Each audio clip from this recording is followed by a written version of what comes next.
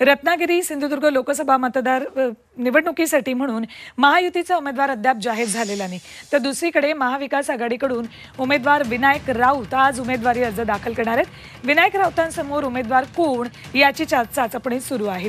विजयाचा निर्धार मनामध्ये ठेवत अर्ज दाखल करत असल्याची प्रतिक्रिया विनायक राऊतांनी दिली।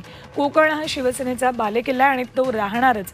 नारायण राणेंना तिसऱ्यांदा पराभवाची हॅट्रिक करण्याची संधी आम्ही दूर जाऊ देणार नाही असंही राऊतांनी म्हटलंय।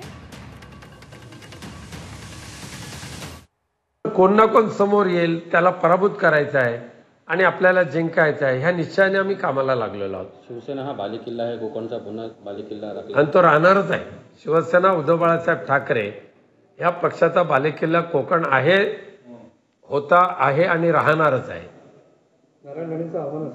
आव्हान नाही मी समजत आहे, उलट नारायण राणेंना सुद्धा तिसऱ्या वेळेला पराभवाची हॅट्रिक दाखवण्याची एक संधी आम्हाला मिळालेली आहे। ती संधी आम्ही म्हणजे दुरावणार नाही।